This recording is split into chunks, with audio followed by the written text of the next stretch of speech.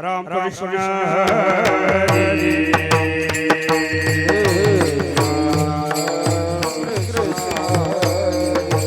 हरी हरि जय राम कृष्ण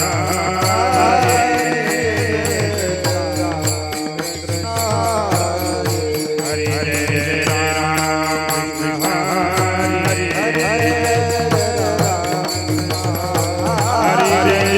राम कृष्ण हरि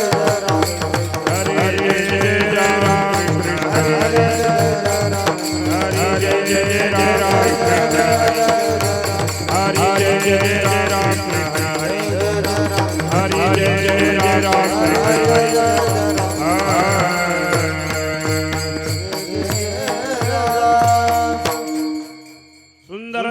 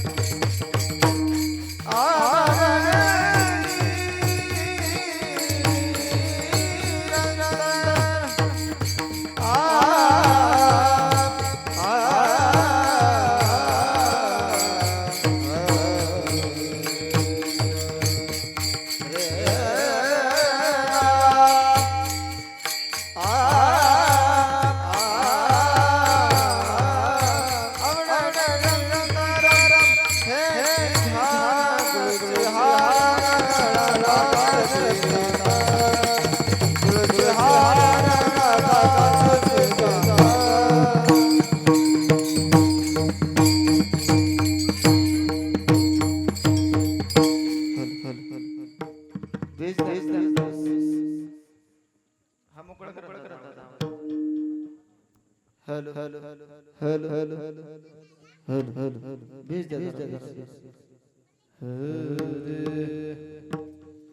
तुका म्हणे माझे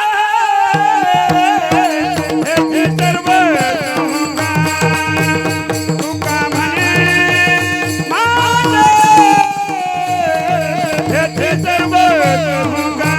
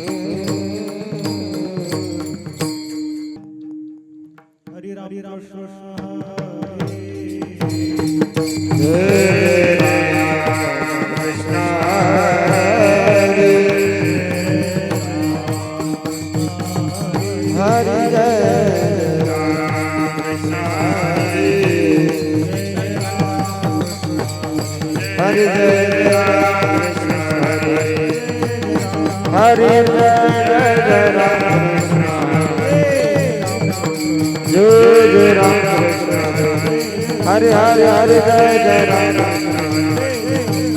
जय जय राम हरे जय जय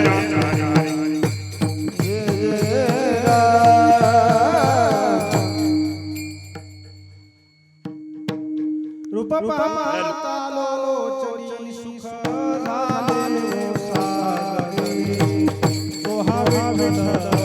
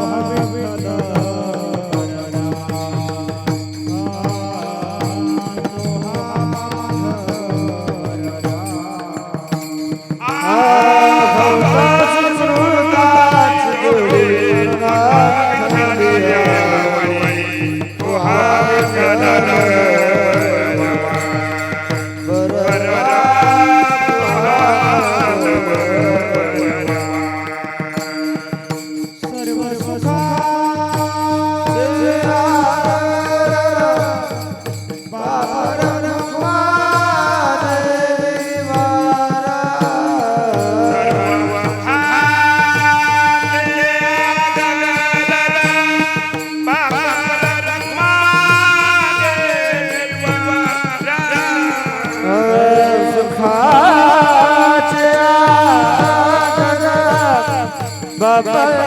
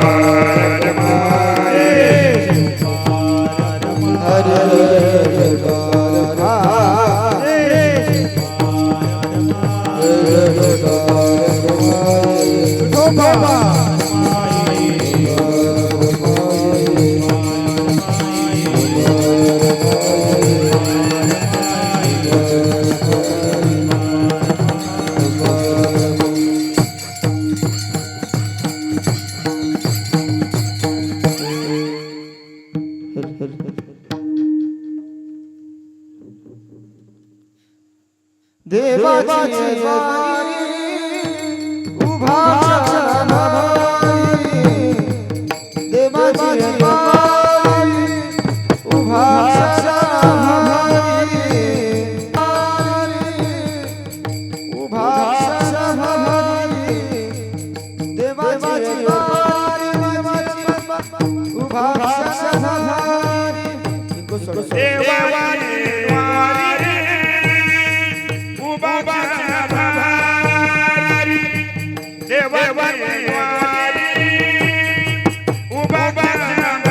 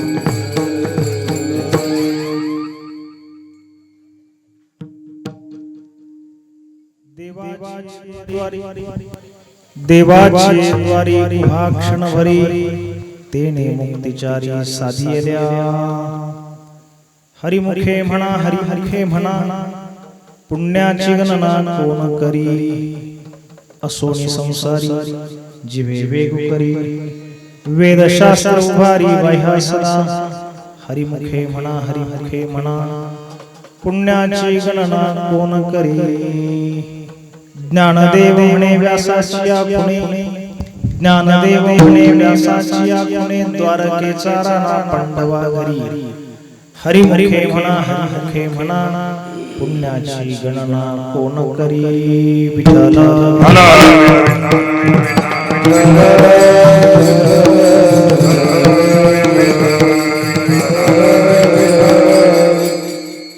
देवाचे द्वारी भाक्षण हरी तेने मुक्तिचारी साधियल्या हरिमुखे म्हणा पुण्याची गणना कोण करी परमात्मा पंढरीनाथाच्या असीम अपार आहेत करुणेनं सर्व साधू संतांच्या कृपा आशीर्वादाने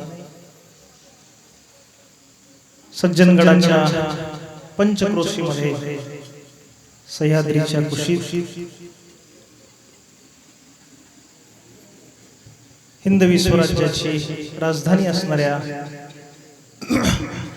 आपल्या सातारा तालुक्यामध्ये एक संपन्न असणार आपलं हे श्री क्षेत्र करंडी नावाचं गाव आणि यामध्ये वारकरी संप्रदायाची उद्याची पिढी घडवण्याचं कार्य करणारी गुरुकुल श्री ज्ञानोबराय वारकरी शिक्षण संस्था या संस्थेचा वर्धापन दिनाच्या निमित्तानं आजपासून पुढे 5 दिवसांचा उत्सव हरिनामाचा या ठिकाणी संपन्न होतो आहे। त्याकरिता आपण सर्वजण या निमित्तानं इथं उपस्थित आहात। ज्यांच्या मार्गदर्शनामध्ये छत्रछायेमध्ये परमादरणीय श्री रवींद्र महाराज लोहार ही वारकरी शिक्षण संस्था चालवतात।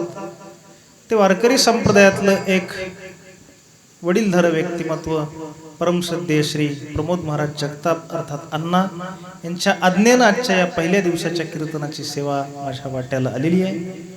उपस्थित असणारी गुरुकुलातील सर्व विद्यार्थी मंडळी या गुरुकुलावरती अतिप्रेम करणारी या परिसरातील आपण वारकरी संप्रदायावरती निष्ठा असणारी महाभागवत मंडळी आपणा सर्वांच्या उपस्थितीमध्ये संकल्पित वेळेत हे वाक्पुष्प परमात्म्याच्या चरणी समर्पित करण्याकरिता सेवेसाठी जो अभंग निवडलेला आहे त्याचा वेगळ्या अर्थानं इथं परिचय द्यायची आवश्यकता मला वाटतं नाही। वारकऱ्याची संध्या म्हणून ज्या ज्ञानेश्वर महाराजांच्या हरिपाठाकडे आपण पाहतो त्या ज्ञानोबरायांच्या हरिपाठातला पहिल्या क्रमांकाचा आपल्या नित्यपाठातला परिचयाचा आणि आपल्या साधनेचा हा अभंग सेवेकरिता म्हणून निवडलेला आहे। विठ्ठल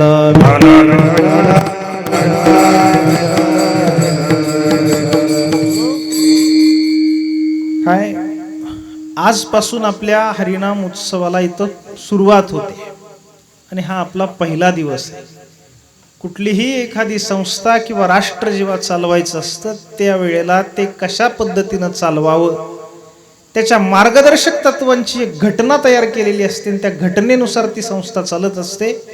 याला अनुसरून वारकरी पंथाच्या घटनेचा विचार करायचा झाला तर आपली वारकरी परंपरेची घटना ही तशी अलिखित आहे, काही कुठं कोणी लिहून नाही ठेवलेलं। पण वाड वडील का परवाची माणसं कालच्यांना सांगत आली, कालची आजच्यांना सांगत आली, आपण पुढच्यांना सांगत राहू। आणि म्हणून जे काही आपल्या वाडवडिलांनी घालून दिलेले नियम आहेत त्यापैकी साधारणपणे एक आपला नियम असा आहे, कुठल्याही हरिनाम सप्ताहाची उत्सवाची सुरुवात करत असताना पहिल्या दिवसाला मंगलाचरणाचा विचार असणारा अभंग त्या वक्त्यानं घ्यावा आणि या मांगल्याचा विचार करत असताना देवाचं नाम आणि देवाचं रूप ह्या 2 गोष्टी मंगल आहेत, फार मला त्यात वेळ घालवायचा नाही। त्याला अनुसरून परमात्म्याचं नाम महात्म्य जे ज्ञानेश्वर महाराजांनी सांगितलेले त्याचा काहीसा विचार आपल्या पुढे करावा याकरता म्हणून या अभंगाची निवड आहे। विठ्ठल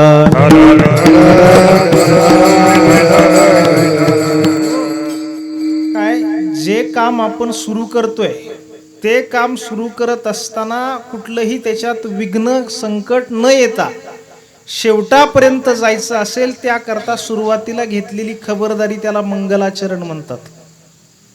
मंगल या शब्दाचा अर्थ आहे कल्याण, हित, भद्र. हाती घेतलेल्या कामामध्ये कुठलंही संकट अर्थात विघ्न येऊ नये याकरता सुरुवातीला मंगल करण्याची आपली वाडवडिलांची परंपरा आहे. म्हणून आपल्या परंपरेमध्ये मांगल्याची देवता म्हणून अग्रपूजेचा मान हा कोणाला आहे? हा गणपती बाप्पाला आहे, श्री गणेशाला आहे. म्हणून गणपतीचं वर्णन करताना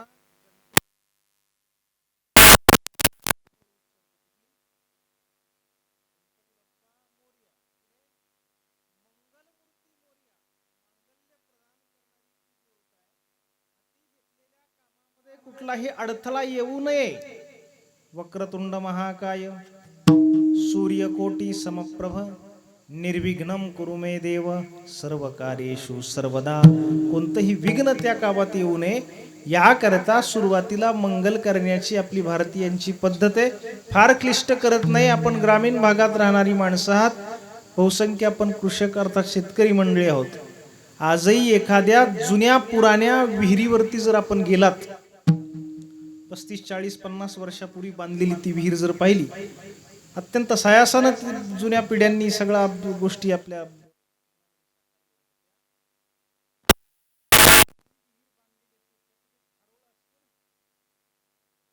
जास्त झाला तर सांगा मला.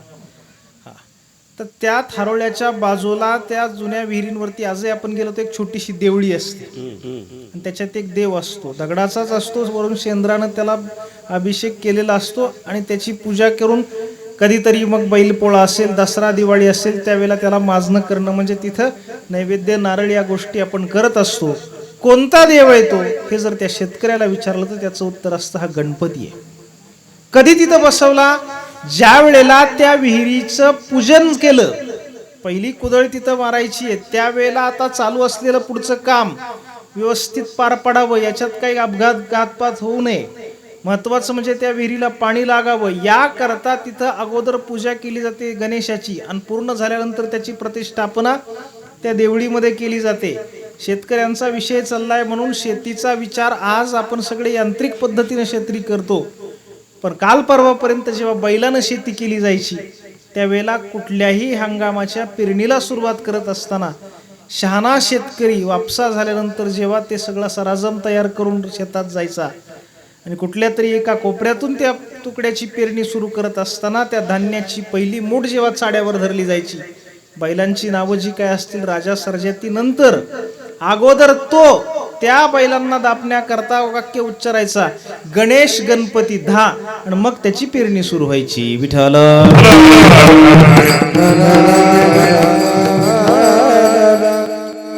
घरामध्ये जर कुठलं मंगलकारी असेल, अगदी घरात एखादा विवाह समारंभ निघाला आणि त्या लग्नाचं निमंत्रण पै पाहुण्यांना द्यायचे, त्याची पत्रिका लिहायला घेतल्यानंतर लग्न कोणाचं आहे त्या मुलाचं मुलीचं नाव नंतर, गावकी भावकीची नावं तर नंतरच, कुलदेवतेचं सुद्धा नाव नंतर, अगोदर श्री गणेशाय नमः हा पूजेचा मान त्याला. ही मांगल्याची देवता आहे. हे झालं आपल्या सगळ्या प्रापंचिक जीवनामध्ये. पारमार्थिक जीवनात विचार करायचा झाला तर आपण सगळी वारकरी मंडळी आहोत. ज्ञानेश्वर महाराजांच्या अभंगाचा आज आपल्याला विचार करायचा आहे. एक अलौकिक प्रतिभा या जगामध्ये घेऊन ज्ञानेश्वर महाराज अवतरले. ज्ञानेश्वरी सारखा अजोड ग्रंथ त्यांनी दिला. ज्ञानेश्वर महाराजांचं सामर्थ्य असे, तुकाराम महाराज सांगतात करील ते काय नव्हे महाराज. कुठल्याही पद्धतीचं संकट आलं असतं तर ज्ञानोबरांनी लीलया दूर केलं असतं, पण तरी सुद्धा ग्रंथ लिहायला घेतल्यानंतर गीतेवरचा ग्रंथ आहे म्हणून धृतराष्ट्र काय म्हणाला, लगेच त्यावर आपल्याला काय वाटतं याच्या आधी ज्ञानेश्वर महाराजांनी सुद्धा आपला ग्रंथ पसायदानापर्यंत जायचं असेल, याच्यात कुठला अडथळा यायचा नसेल तर याकरता प्रारंभी जे नमन केलं, मंगल केलं, त्यामध्ये सुद्धा गणेशाला मान दिला. ओम नमो ज्याद्या वेद प्रतिपाद्या जय जय सुसंवेद्या आत्मरूपा देवा तुची गणेशू सकलमती प्रकाशू म्हणे निवृत्ती दासू अवधारी जोजी. मुद्दा काय, हे मंगल का करायचं त्याचं एकच कारण मी पुन्हा पुन्हा आपल्याला सांगतोय. समाप्ती कामो मंगलम आचरेत. समाप्तीपर्यंत आपल्याला जायचं असेल तर सुरुवातीला मंगल करावं. या नियमाला अनुसरून सप्ताह जेव्हा आपला सुरू होतो आणि तो पूर्ण होत असतो कधी, ज्या दिवशी काल्याचा प्रसाद आपल्याला मिळतो, ती आपल्या उत्सवाची पूर्णता असते. काल्याच्या प्रसादापर्यंत जायचं असेल तर त्याची पहिली वाट, पहिलं पाऊल हे कशाचं असलं पाहिजे, ते मंगलाचरणाचं असलं पाहिजे. याकरता देवाच्या रूपाचा अथवा नामाच्या चिंतनाचा विचार करणारा अभंग पहिल्या दिवसाला घेण्याचा हा प्रकार आहे. विठ्ठल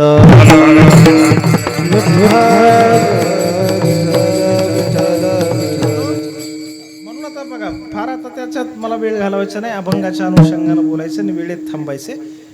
ज्ञानेश्वर महाराजांनी आपल्या अभंग गाथेमध्ये एक विशेष स्वरूपानं गायलेलं परमात्म्याचं जे नाम महात्म्य, ते म्हणजे हे 27 अभंगांचं एक स्वतंत्र प्रकरण की ज्याला आपण हरिपाठ असं म्हणतो, आणि त्याच्यात असणारा हा अभंग आहे. म्हणून पूर्ण हरिपाठ नसला तरी किमान पहिला हा अभंग तरी हातात पुस्तक घेऊन पाठ करण्याची बहुतेक गरज वारकरी घरात जन्माला आलेल्या लेकराला पडत नाही. घरामध्ये आजी आजोबांचा, आई वडिलांचा ऐकूनच पाठ होणाऱ्या काही गोष्टी त्यापैकी असणारा हा एक अभंग. या जगामध्ये म्हणजे चराचराचा विचार करत असताना 84 लाख योनीतले जीव जंतू आपलं जीवन जगतात. त्याच्यातच माणूस हा सुद्धा एक आहे. सगळ्या जगाचा विचार द्या सोडून, या मंडपामध्ये आत्ता कीर्तना करता काही माणसं जमलेली आहेत माझ्यासह आपण सगळी. आत्ता मंडपात फक्त माणसंच आहेत का? मग माणसापेक्षा इथं अनेक घटक आहेत. आणि किती एरवी वेगळा प्रश्न विचारला असता तर कळाला नसता कोणाला, पण मगाशी क्षणभरा करता त्या दिव्याचा जो काही आहे प्रकाश झोत, त्यामध्ये हैराण करून सोडलं होतं. म्हणून एरवी झोतात येण्याकरता माणसं प्रयत्न करतात, पण ह्या किड्यांच्या त्रासापायी बसलेली बरीच माणसं मागं गेली. ती आता गेलीच का काही माहित नाही मला, पण असतील अंधारात. विठ्ठल विठ्ठल. ते सुद्धा कोण आहेत? ते त्याच्या अवतीभोवती फिरणारे कीटक ते कोण आहेत? ते जीवच आहेत. असे अनेक जीव आहेत. किती 84 लाख योनीतले जीव जंतू या जगात आपलं जीवन जगतात. ह्या बाकी कृमी, कीटक, पशु, पक्षी यांच्यापेक्षा माणसाचं जीवन वेगळे. काय वेगळे? हे बाकीचे जीव जन्माला येतात, खातात, पितात आणि मरतात, संपलं. या व्यतिरिक्त दुसरं काही त्यांच्या जीवनामध्ये नाही. आत्ता इथे कीर्तनात चालू असताना किती या इतर जीवांचे मुडदे पडले असतील सांगता येत नाही. 4-2 जणांचा तर मीच जीव घेतला इथं माझ्या अंगावर. नाहीच काय तर तिथून आता ते एक बेडकाचं पिल्लू आलंय. आता ते 4-2 कीटकांना खाणार आहे. त्याच्या पाठीमागे कदाचित एखादा साप येईल तर कधीतरी त्याची शिकार करेल. त्यामुळे जन्माला आला काय, मेला काय, मध्ये जागला काय, याचा फार तपशील इतर जीवांना नाही. माणसाचं जीवन मात्र या सर्व जीवजंतूंपेक्षा वेगळे. काय वेगळे? फक्त जगात ल्यावं, खावं आणि मरावं एवढ्या करता माणसाचं जीवन नाही. माणसं जरी तशी जगत असली तरी त्याच्या पलीकडे जाऊन एक मानवी जीवनाचा विचार भारतीय अध्यात्मानं सांगितलाय. माणूस म्हणून जन्माला आलेल्या जीवानं या जगात पशु पक्ष्यांपेक्षा आपल्या जीवनात काही वेगळी कमाई करावी. ही वेगळी कमाई काय करावी याचा फार पल्ला मी लावत बसत नाही. थेट माझ्या निर्वाणीचं प्रस्तावनेसाठी आवश्यक असणारं वाक्य बोलू का? आपलं भारतीय अध्यात्म असं सांगतं, मनुष्य म्हणून जन्माला आलेल्या जीवानं आपल्या जीवनामध्ये मरण्याच्या पूर्वी कधीतरी पुरुषार्थ साध्य करावा. विठ्ठल.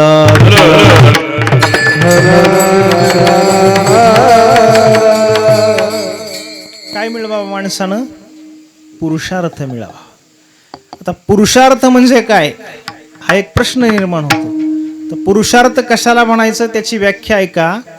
पुरुषार्थ या शब्दाचा अर्थ आहे पुरुषाने आपल्या जीवनात जे मिळवायचं असतं त्याला म्हणतात पुरुषार्थ. ऐकलं वाक्य? ऐकलं. हे वाक्य ऐकलं की लाडक्या बहिणींनी लगेच तोंड पाडायची गरज नाही. तुम्ही म्हणाल पुरुषार्थ म्हटलं की त्यात तुम्ही व्याख्या सांगितली पुरुषाने आपल्या जीवनात प्राप्त करायची, मग महिलांचा काय संबंध? पण पुरुष आणि महिला असा सापेक्षतेचा इथला अर्थ नाही. पुरुषार्थ या शब्दामधल्या पुरुष या शब्दामध्ये संपूर्ण मानवी जमात आली. त्यात स्त्रिया सुद्धा आल्या आणि त्यात पुरुष सुद्धा आले. म्हणून पुरुषार्थ म्हणजे काय? तर मनुष्य म्हणून जन्माला आलेल्या प्रत्येक जीवानं आपल्या जीवनात जे प्राप्त करावं त्याला म्हणायचं पुरुषार्थ. विठ्ठल.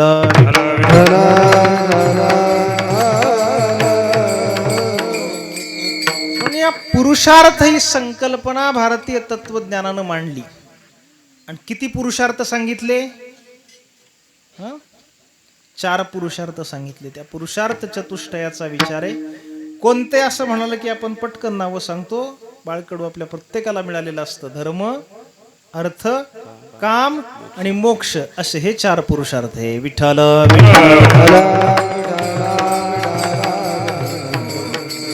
धर्म, अर्थ, काम आणि मोक्ष हे 4 आहेत. ह्या चौघांच्या विषयी जर बोलायचं झालं एका वाक्यात, या 4 पुरुषार्थांपैकी एक असा आहे जो आपल्या शरीराच्या बाहेरचा आहे. ऐकता ना तुम्ही? शरीराच्या बाहेरचा कुठला? या 4 पुरुषार्थात एक आहे अर्थ. अर्थ या शब्दाचा अर्थ आहे पैसा. पैसा हा आपल्या शरीराचा भाग आहे का? नाही, शरीराच्या बाहेरचा पुरुषार्थ आहे, त्याचं नाव अर्थ. राहिलेल्या 3 पैकी काम हा माणसाच्या मनामध्ये असतो, धर्म हा आपल्या बुद्धीमध्ये असतो आणि मोक्ष हे जीवाचं स्वरूप आहे. विठ्ठल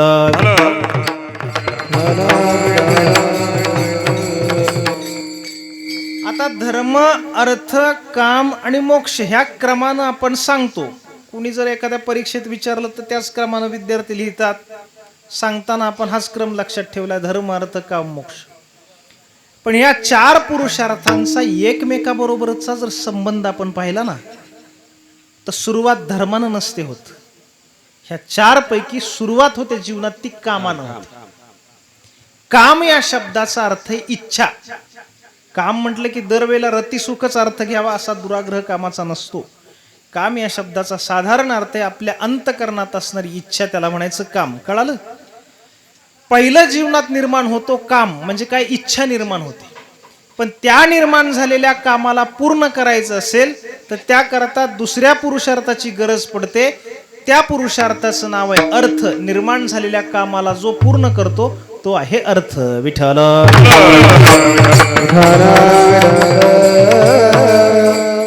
कसं ते सांगतो, उदाहरण आपल्याला सांगता येईल. साताऱ्यासारखं शहर आहे आणि त्या शहरामध्ये एका ठिकाणी 2 माणसं नोकरीला आहेत. लक्षात घ्या, एकाच ठिकाणी ते काम करतात, एकाच पदावर काम करतात, दोघाला पगारही एकसारखाच मिळतो, दोघाच्या कामाच्या वेळाही सारख्याच आहेत.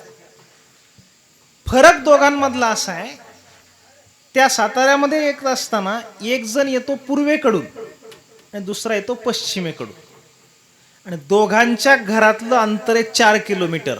म्हणजे एकाचं घर साताऱ्यापासून त्याच्या नोकरीच्या ठिकाणापासून पश्चिमेला 4 किलोमीटर, दुसऱ्याचं पूर्वेला 4 किलोमीटर. पण जो पश्चिमेकडे राहतो त्याच्याकडे कामाला ये जा करण्याकरता एक मोटारसायकल आहे, दुचाकी आहे. आणि पूर्वेकडून जो येतो त्याच्याकडे काही अशी गाडी नाही, आणि तो ज्या रस्त्याने येतो त्या रस्त्यानं एसटी बस अशी कुठलीच सुविधा नाही. त्यामुळं त्याला दररोज सकाळी घरापासून नोकरीपर्यंत चालत यावं लागतं आणि सुट्टी झाल्यानंतर घरापर्यंत चालत जावं लागतं. हे कळलं तुम्हाला?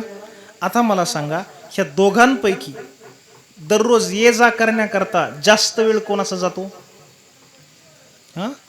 जो चालत जातो त्याचा वेळ जास्त जातो. 4 किलोमीटर त्याला सकाळी येण्याकरता 1 तास लागतो आणि जाण्याकरता 1 तास लागतो.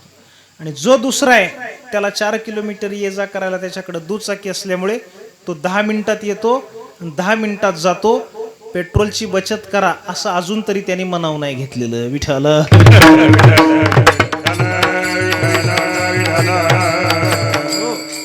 ऐका, यातला गमतीचा भाग सोडा. तेव्हा जो चालत येतो त्याने विचार केला की आपल्या सहकार्यापेक्षा रोज सकाळी आणि संध्याकाळी आपला 1.5 तास जास्त जातोय, थकवा येतो, श्रम होत आहेत आपल्याला. त्यामुळं त्याला असं वाटलं, त्याच्या अंतकरणात एक काम निर्माण झाला, इच्छा निर्माण झाली. काय? आपल्याला सुद्धा आपल्या सहकार्यासारखी काय असली पाहिजे? एक गाडी असली पाहिजे. हा काम निर्माण झालाय. पण ती गाडी घ्यायची असेल तर जवळ काय पाहिजे? पैसा पाहिजे ना. म्हणून निर्माण झालेला काम, त्या कामाला पूर्ण करण्याकरता सहकार्य कोणाचं लागतं? ते लागतं पैशाचं, ते म्हणजे अर्थाचं. विठ्ठल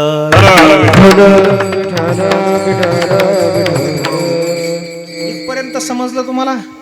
काम निर्माण होतो आणि त्याला पूर्ण करतो तो म्हणजे अर्थ. पण आता ह्या दोघांचं नियंत्रण करणारा तिसरा पुरुषार्थ आहे, त्याचं नाव आहे धर्म. तो धर्म काय करतो, जीवनात तुमचा काम काय असावा आणि काय नसावा हे सुद्धा त्याने ठरवावं लागतं. आणि तो काम पूर्ण करण्याकरता जो पैसा तुम्ही आणलेला आहे तो पैसा सुद्धा जीवनात कसा कमवावा आणि कसा कमवू नये हे सुद्धा कुणीतरी सांगावं लागतं. हे सांगण्याचं काम करतो धर्म. म्हणून आपल्या खिशात येणाऱ्या पैशाला आपल्या घामाचा वास असावा, त्याला कोणाच्याही तळतळाटाची पार्श्वभूमी आपल्या घरी येणाऱ्या एकाही रुपयाला नसली पाहिजे. विठ्ठल.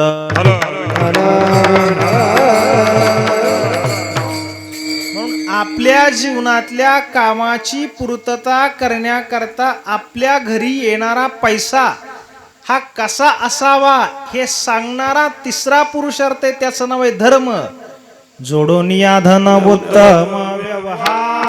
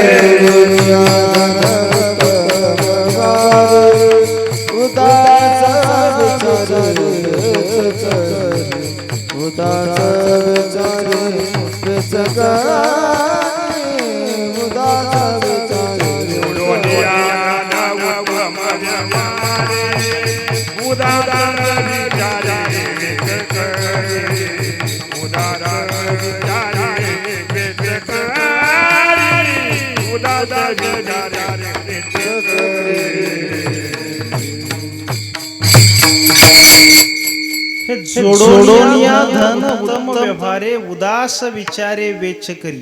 हे महाराजांचं आपल्या नित्य पाठातलं एक प्रमाण आहे.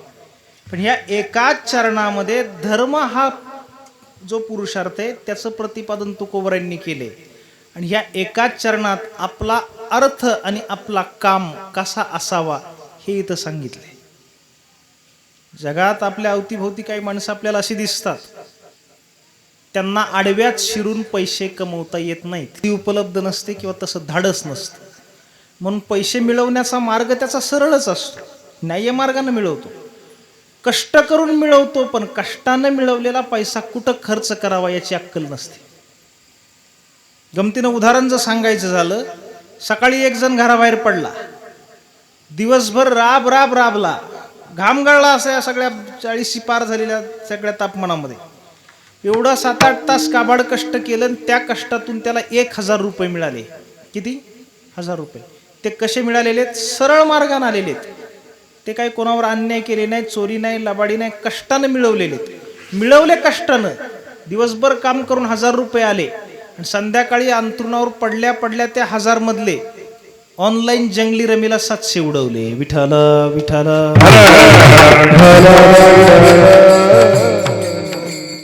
नसेल कळलं सगळ्यांना, द्या सोडून नका ताण गोडो केला.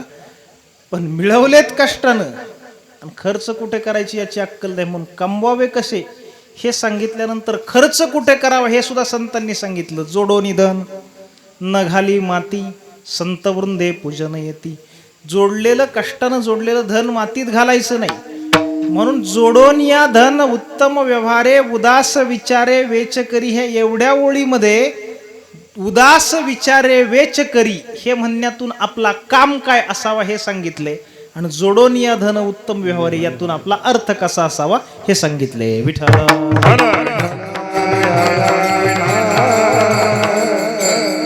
म्हणून अर्थ आणि काम ह्या दोघांना नियंत्रित करणारा, ताब्यात ठेवणारा तिसरा पुरुषार्थ आहे धर्म. इथपर्यंत आपण आलो. पण आता अडचण आहे. काय अडचण आहे? धर्म म्हणायचं नेमकं कशाला?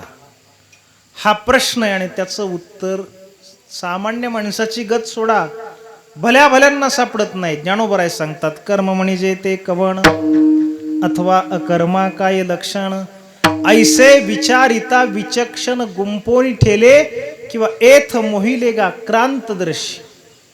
भल्या भल्यांना कळत नाही धर्म कशाला म्हणावा अधर्म कशाला म्हणावा. याकरता परंपरेने एक उदाहरण सांगितलं जातं, धावतं सांगतो फक्त आपल्याला. एक कोणीतरी परिव्राजक यती म्हणजे फिरत राहणारा संन्यासी एकदा संपूर्ण भारताची पायी यात्रा करण्याकरता म्हणून निघाला तीर्थाटनाला. भारतभर पायी फिरायचे. तेव्हा त्याची दिनचर्या त्यानं अशी आखली, पहाटे लवकर उठावं आणि सकाळी सकाळी म्हणजे त्या अंधारामध्ये बरंचसं अंतर चालून घ्यावं. आणि एकदा ऊन सुरू झालं की त्याचा तळपणाऱ्या उन्हामध्ये चालण्याकरता शारीरिक श्रम होतात, थकवा येतो. त्यामुळं मग उन्हामध्ये चालायचं नाही. ऊन सुरू झालं की कुठंतरी विश्रांती करायची, तिसऱ्या प्रहरी कमी झालं की परत पुढची वाटचाल, असं त्याचं ठरलं. एके दिवशी पहाटे तो उठला आणि चालत निघाला. सूर्य माथ्यावरती यायला लागल्यानंतर त्यांनी विचार केला, आता जरा थकवा आलाय, कंटाळलोय आपण, कुठेतरी थांबलं पाहिजे. फारशी वर्दळ त्या रस्त्याला नव्हती, कधीतरी अधूनमधून एखाद दुसरं वाहन किंवा माणसं ये जा करत होती. आणि त्या रस्त्यानं तो चाललेला होता. बाजूनं रस्ता वाहत होता आणि आतमध्ये करंडीसारखं गाव काही अंतरावरती होतं. त्या गावाला एक फाटा फुटलेला होता आणि त्या फाट्यावरती एक जुनं प्राचीन असं एक वडाचं झाड होतं. आणि त्या वडाच्या झाडाला त्या गावकऱ्यांनी एक पार बांधलेला होता दगडाचा. त्याने विचार केला, आता थंडगार सावली आहे, पारावरती बसायला जागा सुद्धा आहे. म्हणून तो त्या पारावरती गेला आणि खोडाला टेकून बसला. पाय पसरलेले, खूप वेळ चालून थकलेला असल्यामुळे त्याला बसल्या बसल्या झोप लागली. तर झोपणं हे काय बसून करण्याची क्रिया नाही, कीर्तन सोडलं तर. जाऊ द्या सोड. पण तो थकलेला असल्यामुळे तो असा खोडाला टेकून बसला आणि कधी झोप लागली त्याचं त्यालाच कळालं नाही. काही वेळानंतर त्या गावातला एक भाविक माणूस त्या रस्त्यानं चाललेला होता. त्यानं पाहिलं पारावर कुणीतरी संन्यासी दिसतोय, बाबा चला दर्शन करूयात. म्हणून तो पारावर चढला आणि दर्शनाकरता वाकला. लक्षात आलं जरा झोपलेलेत, जाऊ दे झोप नको मोडायला, पण समोर माथा टेकून निघून जाऊ. झोपलेल्या संन्याशाचं दर्शन घेत असताना त्याला नमस्काराकरता वाकलेला असताना त्याच्या असं लक्षात आलं, या संन्याशाच्या पायाला ठेच लागलेली आणि अंगठ्याला जखम झाली. आणि त्याच्यावर काही उपचार केल्याची लक्षणं दिसत नव्हती, कारण धूळ फोपटा सगळा तसाच जमलेला होता. अंतकरणातली सद्भावना जागी झाली. बाजूला घर होतं, लगबगीनं घरी गेला आणि वाटीमध्ये थोडंसं तेल आणलं आणि आणून ते तेल त्या जखमेवरती टाकलं आणि तो निघून गेला. आता मी तुम्हाला प्रश्न विचारतो, त्या माणसानं त्या संन्याशाच्या जखमेवरती तेल टाकलं, हा त्यानं धर्म केला का अधर्म केला? त्याला पाप म्हणायचं का पुण्य म्हणायचं? पुण्यच म्हणायचं, तो धर्मच. पण परिणाम आहे का, ते तेल वाटीतून त्या जखमेवरती टाकत असताना त्या तेलाचे काही थेंब बाजूला फरशीवर पडले आणि त्या तेलाच्या वासानं तिथं काही मुंग्या जमा झाल्या. अजून जखमेवर नाही गेल्या, एक एक थेंब त्यातला चाकत ते आता कुठं जाणार आहेत? हळूहळू त्या जखमेच्याच दिशेनं जाणार आहेत. तो निघून गेला, त्या मुंग्या तिथं जमा झाल्या, त्या तेलाला चाटतायत, काही क्षणात त्या जखमेकडे जाणार आहेत. तेवढ्यामध्ये त्या गावातली 4-2 तरुण पोरं रस्त्यानं येत होती आणि ती येत असताना त्यांनी कुठून ऊस आणला होता मला विचारू नका कीर्तनात, पण त्यांना हातामध्ये प्रत्येकाच्या एक एक ते ऊस होता आणि त्याला ऊस खायचा होता. आता ऊस खाण्याची पद्धत माणसाची आणि म्हशीची वेगवेगळी असते, हे काही इथं सांगण्याची आवश्यकता नाही. जनावरं ते सगळंच खाऊन घेतात, माणसाला फक्त रस चोकायचा आणि चुया फेकून द्यायच्या. तो ऊस खाण्याकरता म्हणून ती पोरं पाराच्या दिशेनं आली. पारावरती संन्याशी बसलेला आहे म्हणून बाजूला उभी राहिली. त्यांच्या गप्पा सुरू आहेत आणि ते ऊस खाऊन चुया टाकणं त्यांचं चालू आहे. त्या 4-2 पोरांच्या पैकी एका क्षणाला कुठल्या तरी एका पोरानं दातानं चगळलेली ती चुई त्या संन्याशाला फेकून मारली. आता एकानं फेकून मारल्यानंतर बाकीच्यांना सांगावं लागलं नाही, कारण मानसशास्त्राचा विचार करत असताना व्यष्टी मानसशास्त्र आणि झुंडीचं मानसशास्त्र, ह्या दोन वेगवेगळ्या गोष्टी आहेत. एकांतामध्ये कितीही शिस्तप्रिय असलेला माणूस जेव्हा एखाद्या संघटनेचा भाग होतो त्यावेळेला तो आपली बुद्धी गहाण ठेवत असतो. येते ध्यानात? एरवी त्याला कळत असतं ही राष्ट्रीय संपत्ती आहे, ही महत्वाची, हिचं नुकसान नाही झालं पाहिजे. पण तोच शिस्तीचे धडे देणारा माणूस जेव्हा एखाद्या मोर्चात जातो, कुणीतरी एखाद्यानं एसटीवरती दगड फेकून मारलं की मग त्याला सांगावं लागत नाही. तसं घडलं तिथं. एकानं चुई फेकून मारली की बाकीच्यांना सांगावं लागलं नाही, बाकीच्यांनी चुया फेकून मारायला तिथं सुरुवात केली. करता करता त्या चुयांचा तिथं ढिगारा जमा झाला. मी आता आपल्याला प्रश्न विचारतो, आपण खाल्लेली उसाची उष्टी चुई संन्याशी सोडा, लहान लेकराला तरी फेकून मारावी का?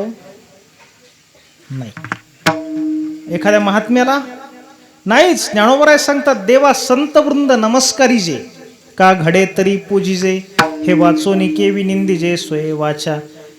शक्य झालं ते त्यांची पूजा करावी, असा अवमान करू नये. मग आता मी आपल्याला प्रश्न विचारतो, त्या पोरांनीच तिथं सुया फेकून त्या संन्याशाला मारल्या, याला धर्म म्हणायचं का अधर्म म्हणायचं? पाप आहे का पुण्य आहे? पाप आहे, हा अधर्म आहे. पण गंमत लक्षात घ्या, मगाशी ज्यानं त्या जखमेवरती तेल टाकलं होतं त्याला आपण धर्म म्हणतोय, पण त्या धर्माचा परिणाम विपरीत झाला. तिथं काही मुंग्या जमा झालेल्या आहेत. त्याला चुया फेकून मारणं याला आपण अधर्म म्हणतोय, पण त्याचा सकारात्मक परिणाम लक्षात घ्या. त्या तेलावरच्या मुंग्या आता ज्या जखमेकडे जाणार होत्या त्या तिकडे न जाता कुठं आल्या? त्या उसाच्या गोडीनं सगळ्यात त्या ढिगाऱ्यावरती आल्या. ही अडचण आहे. ज्याला जगात आम्ही धर्म म्हणावं तो अनेक वेळेला अधर्म असतो, आणि ज्याला अधर्म म्हणून आपण अवहेलना करावी त्याचंच फल धर्माचं प्राप्त झालेलं असतं. विठ्ठल.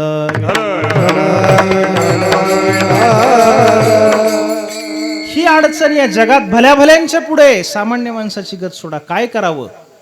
निर्माण झालेला काम अर्थपूर्ण करतो, आणि अर्थकामाला नियंत्रित करणारा धर्म आहे. पण धर्म म्हणजे काय हेच जर कळालं नाही तर बाकी अर्थकामाचं काही ठीकठाक होणार नाही.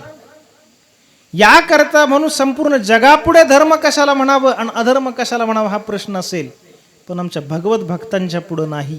का? भगवत भक्तांनी त्यावर एक मार्ग काढला, आणि सर्वांचं प्रतिनिधित्व करत भक्त मंडळींचं तुकोबराय देवापुढे उभे राहिलेत, आणि ते देवाला अशी विनवणी करतात, देवा या जगात धर्म कशाला म्हणावं आणि अधर्म कशाला म्हणावं, याचा निवाडा आम्ही करण्यापेक्षा तो निवाडा देवा तूच कर. का? त्याचं कारण असं आहे, धर्माची तू मूर्ती,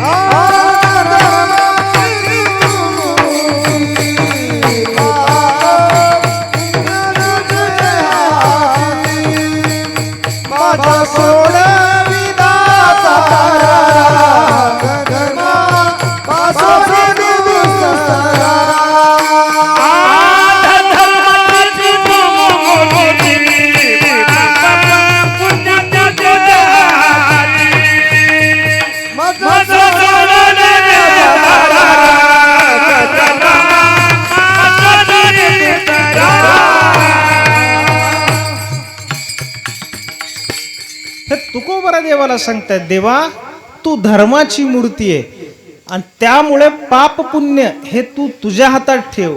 धर्म कशाला म्हणावं अधर्म कशाला म्हणावं याचा निवाडा आता आम्हाला करायला सांगू नको, याच्यातून तू आमची सोडवणूक कर. मज सोडवी दातारा कर्मापासून दुस्तरा. अशा भूमिकेनं जेव्हा भगवत भक्त भगवंताच्या समोर असतो त्यावेळेला या भक्तावरती असणाऱ्या दयेमुळे कृपाळू असणारा परमात्मा काय करतो, या भगवत भक्तांचा, आपल्या प्रिय भक्तांचा नुसता धर्मच पूर्ण करतो असं नाही, त्या धर्माच्या पूर्वकालीन असणाऱ्या भक्तांचा काम आणि अर्थ याच्यासह नुसता धर्मच पूर्ण करतो असं नाही, त्याच्याही पुढे जाऊन मोक्षाचंही दान त्या भगवत भक्ताच्या पारड्यात टाकतो. हे नेमकं कसं घडतं ज्ञानोबराय अभंगाच्या पहिल्या चरणात.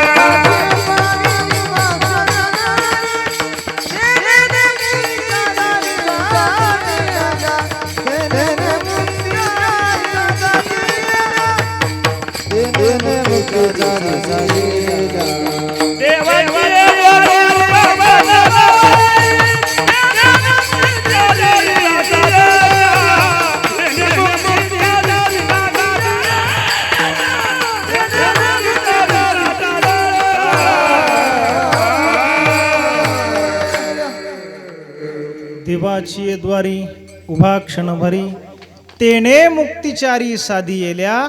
ज्ञानोबराय सांगतात भगवंत आपल्या भक्तांवरती असलेल्या या दयेपोटी त्याला चारी मुक्ती देतो. चारी मुक्ती देतो असं म्हणत असताना त्याच्या अगोदर असणारा त्याचा धर्म अर्थ आणि काम या तिन्हींची पूर्तता करून तेने मुक्तिचारी साधी येल्या. पण एक साधा प्रश्न या निमित्तानं असा उपस्थित होतो, देवाच्या दारात मोक्षाकरता उभं राहावं का? माझं बोलणं लक्षात आलं? देवाच्या दारात मोक्षासाठी उभं राहायचं का हा प्रश्न असेल आणि याचं उत्तर वारकरी संतांच्या भूमिकेतून पाहायचं असेल तर आमच्या संतांना देवाच्या दारात मोक्षासाठी उभं राहिलेलं अजिबात आवडत नाही. विठ्ठल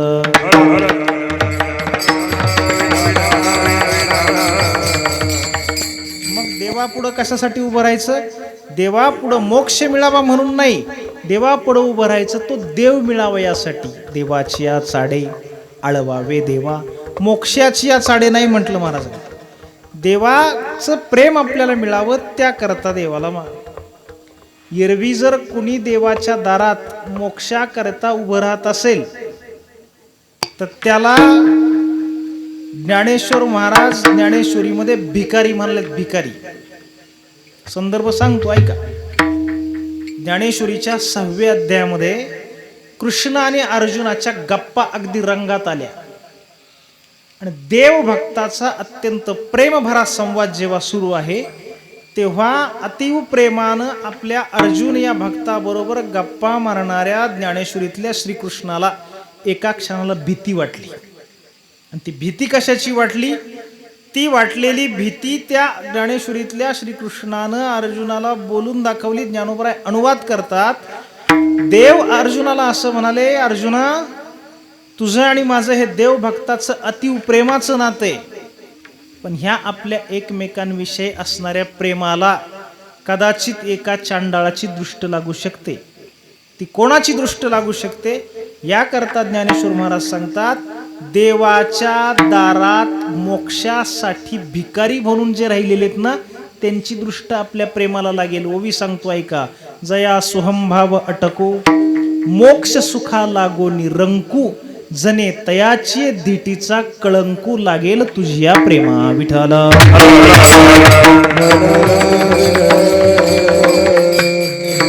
मुद्दा असा आहे, ज्ञानेश्वरीमध्ये जे ज्ञानेश्वर महाराज देवाच्या दारात मोक्षाकरता उभं राहणाऱ्यांना भिकारी म्हणतात आणि इथं तर तेने मुक्तिचारी साधी असं म्हणतात. त्याचं काय? त्याचं कारण असं ऐका. कुठलीही गोष्ट जेव्हा काही मिळवायची असते आणि ती मिळवण्याकरता माणसं जेव्हा त्यात प्रवृत्त होतात, ज्या करता मिळवायचं असतं त्याला त्या कार्याचं प्रयोजन म्हणतात. ऐका, पारिभाषिक शब्द आहे त्याला. त्या प्रयोजनात 2 प्रकार असतात. एक असतं मुख्य प्रयोजन आणि दुसरं असतं अवांतर प्रयोजन. हे शब्द अवघड वाटत असतील, सोपं करतो अगदी. ऐका, प्रत्येकाला समजेल असं. आमच्याकडे एक जणाने आंब्याचं झाड लावले. कधी माहितीये का? 12 वर्ष झालेत. 12 वर्षापूर्वी आंब्याचं झाड लावलं. 12 वर्षात त्या झाडाची वाढ व्यवस्थित झालेली आहे. अगदी त्याचा त्या फांद्यांना फांद्या उपफांद्या असा सगळा बहर आलाय. डेरेदार ते आंब्याचं झाड तयार झालंय व्यवस्थितरित्या. हा, ते आजीने ओळखलं बरोबर. 12 वर्ष झालेत, आंब्याचं झाड व्यवस्थित वाढले, पण 12 वर्षात त्याला एकदाही मोहर आला नाही. आणि मोहर न आल्यामुळे कैऱ्याच आल्या नाहीत, आणि कैऱ्यानं आल्यामुळे ते पाडाला येणं, पिकणं आणि त्याचा रस खाणं हा भागच नाही. एकही आंबा त्याला लागलेला नाही 12 वर्षात. मग ते झाड लावलं, त्या झाडाचा काय उपयोग झाला का? होय का नाही? तुम्ही नाही म्हणताय, पण उपयोग झाला त्याचा. कुठला? दुपारच्या वेळेला सावलीला त्याला बसावं असं वाटलं तर त्या झाडाच्या सावलीला बसतं. मागच्या महिन्यामध्ये पाडवा झाला त्यावेळेला घराला तोरण बांधायचं होतं त्याला.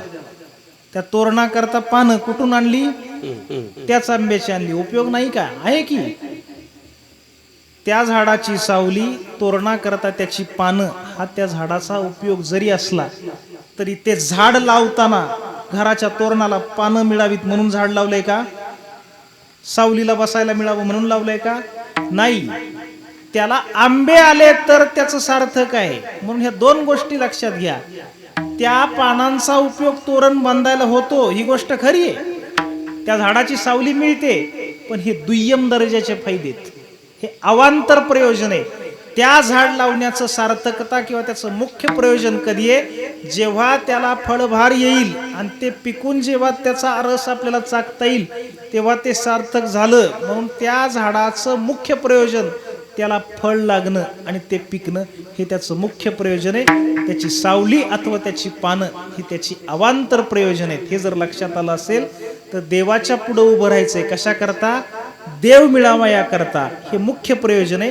पण त्या मुख्य प्रयोजनात देव मिळता मिळता कुठलाही प्रयत्न न केलेला असताना अनायासे मुक्ती प्राप्त होते. देवाच्या पुढे उभं राहून मिळणारी मुक्ती हे मुख्य प्रयोजन नाही, ते अवांतर प्रयोजन आहे. विठ्ठल.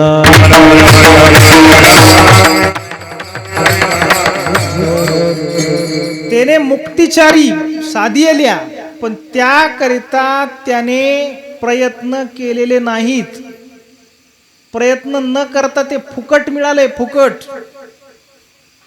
फुकट. लक्षात घ्या. म्हणून प्रयत्न कर. आता बघा, विषय झाडाचा आणि आंब्याचाच निघाला म्हणून तेच उदाहरण परत इथं घेतो. ऐका, आंब्याचं झाड लावलं की आपोआप मोठं होत असतं का? नाही. काय करावं लागतं त्याला? पटकन सांगा. काहीतरी एक गोष्ट करावी लागेल. कुठली? किमान त्याला 8-4 दिवसाला पाणी दिलं पाहिजे. आता त्या झाडाच्या प्रत्येक अवयवाला पाण्याची गरज आहे ना. प्रत्येक फांदीला, पानाला पाणी पाहिजे, बरोबर. मग पाण्याचं भांड घ्यायचं आणि ते प्रत्येक पान त्याचं बुचकळून काढायचं. पाणी कुठं द्यायचं? मुळाला पाणी दिलं की ते सगळ्या झाडाला पोचतं. अगा वृक्षासी पाताळी जळ सापडे मुळी, ते शाखाच्या बहाळी बाहेर दिसे, किंवा मूळ सिंचनी सहजे शाखा पल्लव संतोषती. मुळाला पाणी दिलं की ते सगळ्या अवयवांना पोचणार आहे. पण मुळाला दिलेलं पाणी वाहून जाऊ नये याकरता त्याला अडवलं जातं. कशाने? ते काय केलं जातं? आळं केलं जातं. आता झाड आंब्याचे उदाहरण लक्षात घ्या. त्या आंब्याच्या आळ्यामध्ये तुम्ही पाणी टाकलं, मला उत्तर द्या, त्या आंब्याच्या आळ्यातल्या पाण्याचा उपयोग एकट्या आंब्यालाच होतो का? नाही. मग अजून कोणाला होतो?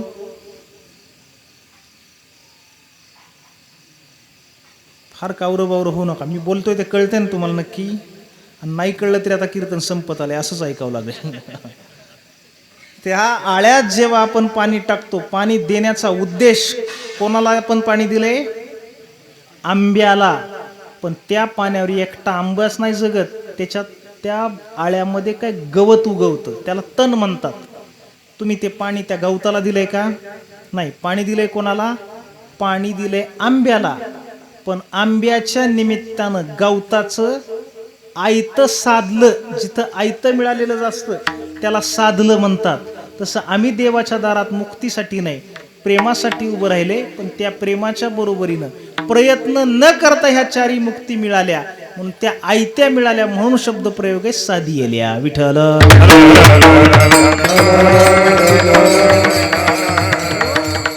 अहो, मग त्या 4 मुक्ती मागितलेल्या नसतानाही तुम्हाला या भगवत भक्तांच्या पारड्यात पडतात. एरवी मागूनही कोणाला मिळत नाहीत, न मागता यांना मिळतात. असं या भक्तांकडे नेमकं काय भांडवलंय? त्या सामग्रीचा विचार अभंगाच्या दुसऱ्या.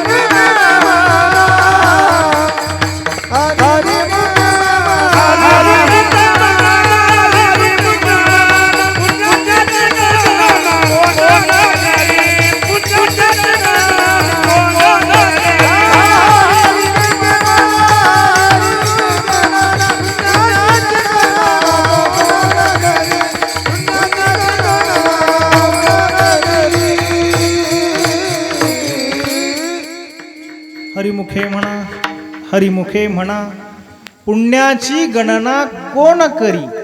हे कशाच्या जोरावरती घडलं? असं काय पुण्य की ज्या पुण्याईनं मागितलेला नसतानाही चतुर्विध मुक्तीचा लाभ होतो?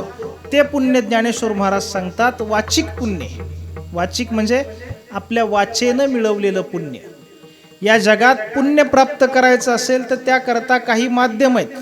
कुठली? अनेक माध्यम आहेत. प्रातिनिधिक स्वरूपात 1-2चा उल्लेख करायचा झाला तर सांगता येतील आपल्याला. पण त्या पुण्यप्राप्तीच्या प्रत्येक मार्गामध्ये काहीतरी विकल्प अडवाय. निर्विकल्पपणे त्याच्यात पुण्य प्राप्त होईलच असं सांगता येत नाही. काही संभाव्य विकल्पांचा तीर्थयात्रेला गेल्यानं पुण्य प्राप्त होतं, बरोबर आहे. तीर्थाटनाला गेला पुण्य मिळालं. पण तीर्थयात्रेला जाण्यात काही विकल्प आहेत, काही अडथळे आहेत. काय? तीर्थाला जायचंय, पण ज्या ठिकाणी जायचं तिथं निसर्ग अनुकूल असला पाहिजे. तर मध्ये काही माणसं ती गेली केदारनाथला, ती पुन्हा आलीच नाहीत. निसर्गाची अवकृपा असेल तर उपयोग नाही. तीर्थयात्रेला जायचंय त्यावेळेला निसर्ग प्रतिकूल नको. काही वेळेला निसर्ग व्यवस्थित आहे, काही गडगडाट नाही, अतिवृष्टी नाही, काही नाही, थंडी नाही, वारा नाही, सगळं व्यवस्थित आहे. निसर्ग अनुकूल आहे, पण तुमची प्रकृती ठीक पाहिजे. घरामध्ये तुम्हाला पहिल्या मजल्यावर जात असताना 4 माणसांच्या खांद्यावर हात ठेवावं लागतंय, आणि तुम्ही ठरवलं आता येणाऱ्या गुरुवारी जायचंय गिरनारला पायऱ्या चढत. शक्य नाही. म्हणजे तीर्थयात्रेला जायचं तर प्रकृती ठीक पाहिजे. काही वेळेला निसर्ग अनुकूल आहे, तुमची प्रकृती चांगली आहे, पण तिसरी गोष्ट तुमची परिस्थिती पाहिजे ना. ते जायचं म्हणजे काय फुकट आहे का? किंवा गेल्यानंतर घरी तुमचं काम तुमच्या वाचून अडून नाही राहिलं पाहिजे, तेवढी व्यवस्था पाहिजे. हे तीर्थयात्रेनं पुण्य प्राप्त करण्यात हे असे 2-3 विकल्प आहेत. चला, एक मार्ग झाला. ते दुसरा पुण्य प्राप्त करण्याचा मार्ग आहे तो म्हणजे दान केल्यानं पुण्य होतं. पण त्यातही विकल्प आहे. दान कुठं करावं? ते सत्पात्री घडलं तर ठीक. काही कामानिमित्तानं तुम्ही पुण्याला आलात, कारण साताऱ्यातलं मला माहित नाही म्हणून मी पुण्याला म्हटलं. सकाळी सकाळी पहाटे तुम्ही इथून निघालात, दिवसाबरोबर कात्रजमध्ये म्हणजे पुणे शहर जिथं सुरू होतं तिथं तुम्ही आला. चौकामध्ये सिग्नलवर उभं राहिलात आणि सकाळी सकाळी कुणीतरी हात पसरला समोर. तुम्हाला असं वाटलं कामानिमित्तानं आलो, हे काम पूर्ण व्हावं, याकरता आल्या आल्या या शहरात आपल्याकडून काहीतरी पुण्य प्राप्त व्हावं, याकरता खिशातून तुम्ही 5 रुपये काढले आणि त्याच्या हातावर ठेवले. सिग्नल सुटल्यावर तुम्ही पुढे निघून गेलात. मागं काय झालं माहिती आहे का? तुम्ही दिलेले 5 अधिक त्याच्या खिशात असलेले 5, दोन्ही किती झाले? 10. तेवढे 10 रुपये घेऊन तो लगेच काळ्या पडद्याच्या पलीकडे गेला. सकाळी सकाळी 10 रुपयाची टाकली त्यानं. लक्षात येते तुमच्या? तुम्ही दान केलं कशासाठी? पुण्य मिळवण्याकरता. पण तिथं विकल्प आला, ते सत्पात्री नाही घडलं. म्हणून ह्या अशा प्रत्येक गोष्टीमध्ये पुण्यप्राप्तीमध्ये काहीतरी आड विकल्प आहे. पण कुठल्याही पद्धतीचा विकल्प आड न येता निसंकोचपणे पुण्य प्राप्त करण्याचा माध्यम आहे ते म्हणजे आपल्या वाचेच्या द्वारा जीवनात पुण्य प्राप्त करणं. त्याकरता काही लागेल. म्हणून बघा, ज्ञानेश्वरी सारखा अजोड ग्रंथ जेव्हा ज्ञानेश्वर महाराजांनी निर्माण केला तेव्हा तो का निर्माण झाला? लक्षात घ्या. ज्ञानेश्वरी जर आपण पाहिली तर त्याच्यामध्ये अ पासून ज्ञ पर्यंतचीच मूळ अक्षर आहेत, बरोबर का? वेगळी काही अक्षर आहेत? नाहीत. पण तेवढेच अक्षर वापरून त्यांनी ओव्या निर्माण केल्या. म्हणजे ज्ञानोबराय तोंड उघडतात तर त्यातून काय बाहेर पडतात? ओव्या बाहेर पडतात. आपण उघडत नाही तेवढंच बरे. यदा कदाचित आपण तोंड उघडलं तर ओव्या निघणार आहेत का? मग काय निघणार आहे? तुमचं तुम्ही ठरवा. विठ्ठल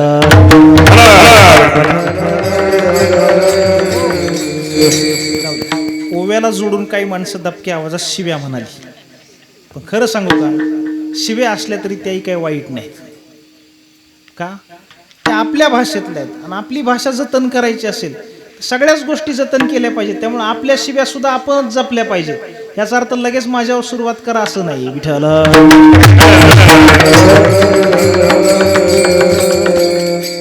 त्यातला विनोदाचा भाग सोडा.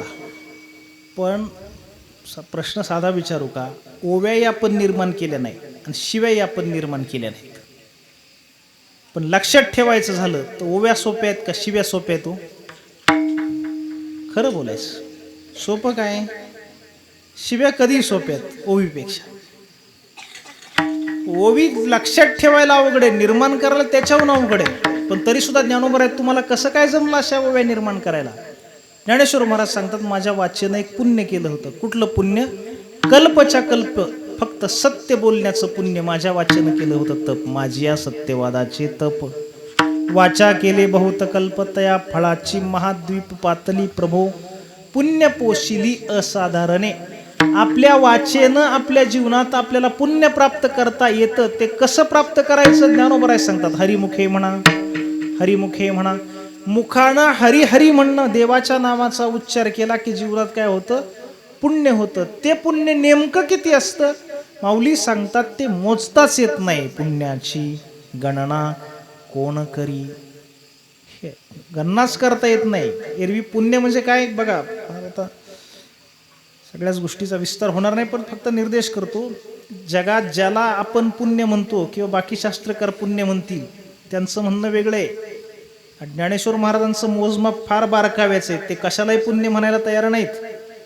या जगात थोडासा काही पसारा भौतिक जमवला, गाडी बंगला, काही जमीन जुमला, शेत माडी, आपण त्याला पुण्याई म्हणतो. आपल्या भावनांना मी धक्का लावत नाही, ते लिहितो आपण पुण्याई वगैरे. त्याच्या माऊलींना विचारा, त्यांच्या दृष्टीनं ते पुण्य नाही. या जगातला किती पसारा द्या सोडून, स्वर्गाचं राज्य जरी मिळालं तरी ज्ञानेश्वर महाराज त्याला पुण्य म्हणत नाहीत. 100 यज्ञ करावे लागतात आणि यज्ञ करणं हे पुण्याचं लक्षण आहे.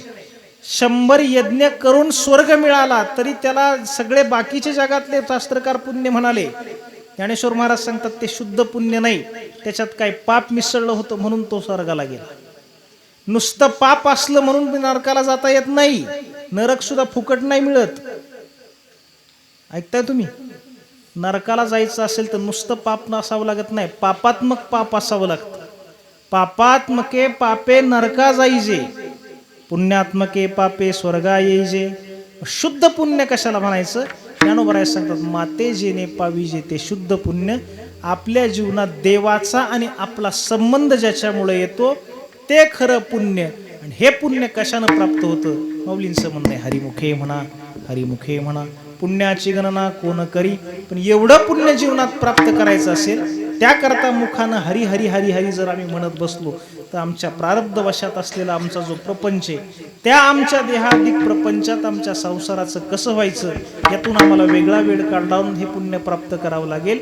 त्यासाठी ज्ञानेश्वर महाराज सांगतात या वाचिक पुण्याकरता आहे तिथून दुसरीकडे जाऊन तुम्हाला वेगळी तडजोड करण्याची काही आवश्यकता नाही. असोने संसारी जीवे वेगू करी, वेदशास्त्र उभारी बाह्या सदा. तुमच्या देह प्रपंचात असताना प्रारब्ध वशात तुमच्या वाट्याला जे काम आलेले ते काम करत असताना कामामध्ये काम, काही म्हणा राम, जाईल भवश्रम सुख होईल दुःखाचे. फक्त त्याच्यात राहा, असोनी संसारी. पण आग्रह काय? जिवे वेगू करी, आहे त्या कामामध्ये हरी हरी हरी हरी म्हणत राहा. म्हणून चालत असताना देवाचं नाव घेतलं तर ती चालणं नुसतं चालणं राहत नाही, ती तीर्थयात्रा होते. बोलत असताना देवाचं नाव घेतलं तर ते बोलणं नसतं, ते स्तोत्र होतं. खात असताना देवाचं नाव घेतलं तर तो भोग नसतो, तो सुद्धा प्रसाद होत असतो. विठ्ठल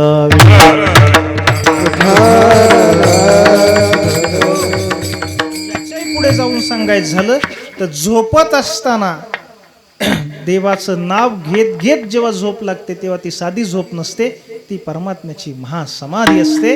याकरता माऊलींचा आग्रह आहे असोनी संसारी जिवे वेगू करी. हे तुमचं म्हणणं आहे का? हो, माझं म्हणणं आहे. पण त्या माझ्या म्हणण्याला अनुमोदन दिले, होकार दिलाय कुणी? वेदशास्त्र उभारी बाह्या सदा. वेदशास्त्रानं हात वर केलाय. हात वर करणं म्हणजे हात उंचावणं, ही एक भाषेचा प्रकार आहे. त्याला सांकेतिक भाषा म्हणतात. आपल्या मनातल्या भावना आणि आपले विचार समोरच्याला सांगायचे असतील, ते सांगण्याकरता प्रत्येक वेळी शब्दाचाच उपयोग करावा लागतो असं नाही. न बोलता खानाखुणांनी काय सांगता येतं, त्या हातवाऱ्यांनी खानाखुणांनी सांगणं, याला सांकेतिक भाषा म्हणतात. कुणी जर मध्येच बोलत असेल, असा तोंडावर आपण बोट ठेवला, याचा अर्थ काय असतो? शांत. हात वर करणं ही एक सांकेतिक भाषा आहे. कशाची? जे आपण केलेले त्या होकाराची. सांकेतिक भाषेचा विषय निघाला म्हणून सांगू का गमतीने 1 मिनिटात? अभंग हरिपाठातला आहे. हरिपाठ ही वारकऱ्याची संधी, मगाशीच मी म्हटलं. काही लोकांचा नित्य नियम असतो हरिपाठाचा. एक जणाचा हरिपाठाचा नियम होता. कधी? दररोज सकाळी आंघोळीच्या वेळेला तो हरिपाठ म्हणायचा. पहिलं ते भांड डोक्यावरती ओतून घेतलं की त्याचं सुंदर ते ध्यान सुरू व्हायचं, हरिपाठ चालू. आता आपण सगळे वारकरी लोक आहोत, रोज आपण आंघोळही करतो आणि हरिपाठही म्हणतो, बरोबर आहे? आंघोळीला लागणारा वेळ आणि हरिपाठाला लागणारा वेळ ह्याच्यात जरा फरक आहे. आंघोळीपेक्षा हरिपाठाला जरा जास्त वेळ लागतो. मग आंघोळ करून बाहेर येऊन देवपूजा होईपर्यंत हरिपाठ चालू राहतो साधारणपणे, ध्यानात घ्या. त्याचा नियम होता सकाळी सकाळी आंघोळीत हरिपाठ म्हणण्याचा. त्यानं हरिपाठ सुरू केला आणि आंघोळ उरकून तो बाहेर आला. जेव्हा तो बाहेर आला स्नानगृहातून आणि हॉलमध्ये आलेला असताना त्याच्या बायकोनं स्वतः करता बशीत चहा गाळून घेतला होता आणि याच्या वाटणीचा तिनं पातेल्यात तसाच ठेवला होता. ती आता चहा घेऊन आली, सोप्यावर बसून चहा प्यायचाय तिला, तेवढ्यात तिनं पाहिलं समोर नवरा आलेला आहे. मग तिनं नवऱ्याला विचारायचं ठरवलं की अगोदर तुम्ही चहा घेणार का अगोदर गंध लावणार. पण विचारायचं कसं, त्याचा हरिपाठ चालू आहे, म्हणून मग संकेतानं विचारायचं. याकरता त्या बायकोनं संकेत केला. काय? तिनं आपल्या उजव्या हाताची ही अशी बशी तयार केली, दिसते ना तुम्हाला, ती अशी तोंडाजवळ नेली. नवऱ्याला विचारलं चहा घेणार का, हे बोट असं इथं फिरवलं की गंध लावणार. त्याला प्रश्न लक्षात आला. बायको विचारते तुम्ही चहा घेणार का गंध लावणार. त्या दोन्हीपैकी त्याने एक निवडलं. कुठलं? त्याने निवडलं आधी चहाच पिऊ. आणि म्हणून त्याला सांगायचं आहे बायकोला आपल्याला चहा घ्यायचा आहे, पण सांगायचं कसं, तोंडानं हरिपाठ चालू आहे.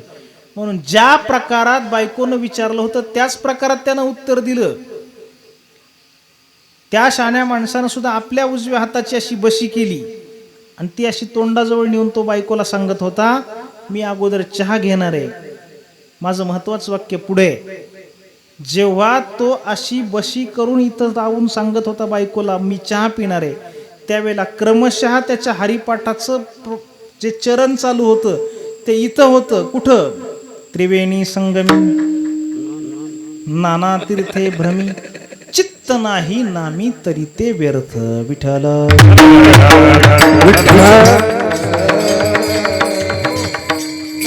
कोणाला समजलं नसेल, समजलं द्या सोडून, मला त्यात वेळ घालवायचा नाही. पण मुद्दा असा आहे, हात वर करणं हा अनुमोदन अर्थात होकार देण्याचा प्रकार आहे. जेव्हा पंगत बसते त्या पंक्तीमध्ये जबाबदार माणसं मध्ये मध्ये फिरत असतात. कुणीतरी कोपऱ्यात ध्वनी वर्धकावरून हे सूचना सांगत असतात, इकडे भात न्या तिकडे भाजी न्या. पण तो इथून विचारतो भाऊ तुम्ही जिथं आहात तिथं वाढ पोहोचली का. आता त्याचा आवाज इथून जातो, पण भाऊ तिथून बोललेलं इथं येणार आहे का ऐकू, म्हणून नाही. मग ते बोलण्यापेक्षा ते हात वर करतात. जर नसेल पोचली तर त्यांनी असा हात केला की याचा अर्थ काय, अजून वाढ आलेली नाही. वाढ पूर्ण झाली की ते असं हात वर करतात. याचा अर्थ तुम्ही जे विधान केले वाढ पोचली का, त्यानुसार इथं घडलं, त्याला अनुमोदन देणं माऊलींचं विधान आहे. असोनी संसारी जीवे वेगू करी, आणि याला अनुमोदन दिलं वेदशास्त्रानं. म्हणून वेदशास्त्र उभारी बाह्या सदा. आता हे वेदशास्त्रानं अनुमोदन दिलं, संसारात असून जीवेनं वेग केला तर वेगळ्या रीतीनं कुठं जायची गरज नाही. प्रपंचासह त्याचा परमार्थ यथासांग पार होतो. पण नेमकं असं कोणाच्या जीवनात घडलं याचा सदृष्टांत निर्देश ज्ञानेश्वर महाराजांनी केला. शेवटच्या चरणात अंगुली दाखवली व्यासांकडे.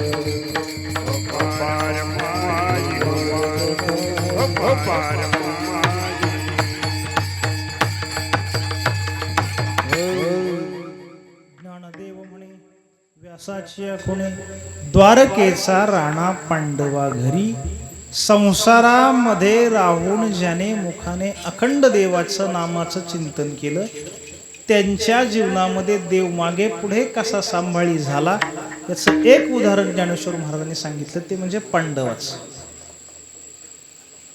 द्वारकेचा राणा पांडवा घरी ह्या एका वाक्यामध्ये द्वारकेचा राणा हे एक टोक आहे आणि पांडवा घरी हे दुसरं टोक आहे. ऐका, हा शब्द प्रयोग इथेही दोन पद एकत्र आणण्यामागे ज्ञानेश्वर महाराजांचा फार उदात्त हेतू आहे. कुठला?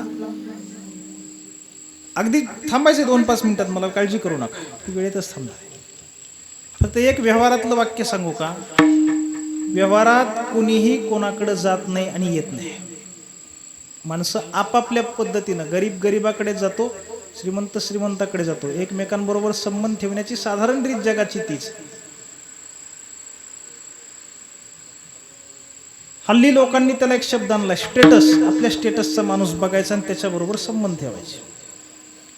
फार गरीबाबरोबर मोठा माणूस संबंध ठेवायला लाज वाटतो त्याला, आणि मोठ्याबरोबर संबंध जोडायला लहान माणसाला संकोच वाटतो. हे सगळं आहे, पण हे असं घडलंय कुठं? तेच ज्ञानेश्वर महाराज इथं सांगतात.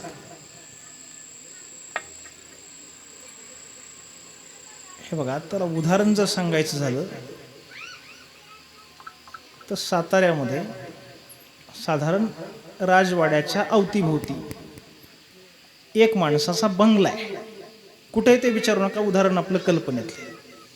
आणि तो किती जागेत आहे माहिती आहे का? अर्धा एकर जागेत. कुठं?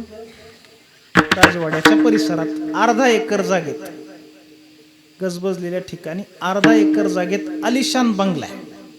सगळ्या सुखसुविधा त्याच्यामध्ये उपलब्ध आहेत. तो बंगलेवाला काल्याच्या दिवशी करंडीला आला इथे, आणि आल्यानंतर ह्या परिसरात भोवताली फिरला. तेव्हा फिरत असताना त्यानं या परिसरातली ऊस तोडणी करण्याकरता बाहेरून आलेली जी ऊसतोड कामगारांची टोळी होती, ती एक टोळी गावाला गेलेलीच नाही. कल्पना करा, ती अजून इथंच आहे. का? गावाला जाऊन उन्हाळ्यात काय करायचं, तिकडं पाणी नाही, काही नाही, या परिसरात आहे, आता इथं बसलाय, इथंच राहू म्हणून त्यांची वस्ती इथंच आहे. तेव्हा ते ऊसतोड कामगारांची घरं काय अशी पक्क्या विटाची आहे, सिमेंटची आहेत, वाळूची आहेत का? मग त्या कोपा लावलेल्या. त्या अर्धा एकराचा मालक आहे. कुठं? गजबजलेल्या शहरातला. तो इथं आला आणि या परिसरात फिरताना त्यानं ते ऊसतोड कामगाराचं एक झोपडं पाहिलं, आणि ते झोपडं पाहिल्या त्यानं ठरवलं काय? आत्ता साताऱ्यात गेल्या पहिला बुलडोजर चालवतो. कशावर? त्या अर्ध्या एकराच्या बंगल्यावर, आणि अशी 10-5 झोपडं तिथं बनवतो. होईल का असं? असं होत नाही. मी बोलत नाही, ज्ञानोबराय सांगतात. आपल्या आलिशान घरापुढे जो इंद्रभुवनाला सुद्धा कमी लेखतो, तो असं एखाद्या आदिवासीच्या झोपड्यामध्ये रमणार आहे का? तो नाही रमत. निवडणूक नसेल आणि तो उमेदवार नसेल तर. ध्यानात येते? माऊली सांगतात, जो आपुलेनी नागरपणे इंद्रभुवना ते पाबळे म्हणे, तो केविरंजे पालवणे भिल्लाची. गरीबाच्या घरात मोठा माणूस असा जाऊन बसणार नाही, हे तुमचं माझं म्हणणं असेल, पण असं घडलंय. कुठं घडलं?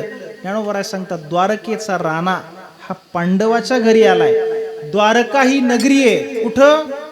आज रोजी ते गुजरातमध्ये. आणि द्वारका ही नगरी, उदाहरण द्वापार युगातले, जेव्हा लोकशाही हा शब्द जन्माला आलेला नाही, राजेशाहीचा काळ आहे. आणि राजेशाहीच्या काळात राजा कोण याचं तो सरळ उत्तर असायचं, राजघराण्यात ज्याचा जन्म झालाय तो राजा. पण जो द्वारकेचा राजा आहे, असा वडिलोपार्जित आयत्या राज्यावर बसलेला राजा नाही. आपल्या स्वसामर्थ्यानं त्यानं पाण्यामध्ये एक आलिशान नगरी निर्माण केली, आणि पूर्ण सोन्याची नगरी आहे. ध्यानात घ्या, द्वारका ही सोन्याची नगरी आहे. त्या सोन्याच्या नगरीत राहणारा नुसता नागरिक नाही, त्या नगरीचा सम्राट आहे, राजा आहे. सार्वभौम असणारा तो राजा आपली सोन्याची भव्य दिव्य नगरी त्यानं सोडली आणि तो पांडवाच्या घरी आला. कुठं राहत होते पांडव? वनवासामध्ये. रस्त्यावर झोपावं लागलं तरी सुद्धा तो त्यांच्यामध्ये जाऊन रमला. त्याचं कारण काय? त्याचं एकच कारण आहे. पहाते पांडव अखंड वनवासी परित्या देवासी आठवीत. याचा अन्वय असा आहे, पहाते पांडव वनवासी परी अखंड देवासी आठवीती. अशा पद्धतीनं त्यांच्या जीवनात त्यांनी मुखानं सदैव हरीचं चिंतन केल्यामुळे हरी तिथं आला. ज्ञानोबराय सांगतात, द्वारकेचा राणा पांडवा घरी. असं आपल्याही जीवनात आपल्याला प्राप्त करता येईल, पण त्यासाठी त्यांचा एकच आग्रह आहे, तो म्हणजे हरिमुखे म्हणा, हरिमुखे म्हणा. विठ्ठल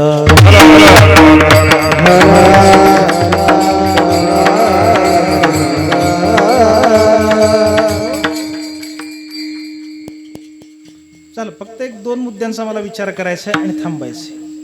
हे सरळ चार चरण मी आपल्या सर्वांच्या पुढे ठेवले. मुखानं अखंड हरी हरी म्हणण्यानं जीवनात असं पुण्य प्राप्त करता येतं की त्या पुण्यानं मागितलेलं नसतानाही या चतुर्विध मुक्तीचं दान आपल्याला प्राप्त होतं. ज्ञानेश्वर महाराज सांगतात, हरिमुखे म्हणा, हरिमुखे म्हणा. याचा अर्थ फक्त हरी हे एकच नाव घ्यायचं का? असं नाही. देवाची सहस्रावधी नाव आहेत. कृष्ण विष्णू हरी गोविंद या नामाचे निखळ प्रबंध. त्यापैकी ज्या नामामध्ये आपल्याला रुची असेल, अथवा आपल्याला दीक्षा देत असताना, ही माळ देत असताना आपल्या गुरूंनी आपल्याला ज्या नामाचा उपदेश दिलाय, त्या नामाचा अखंड उपदेश आपल्या जीवनामध्ये त्याचं चिंतन असावं, उच्चारण असावं.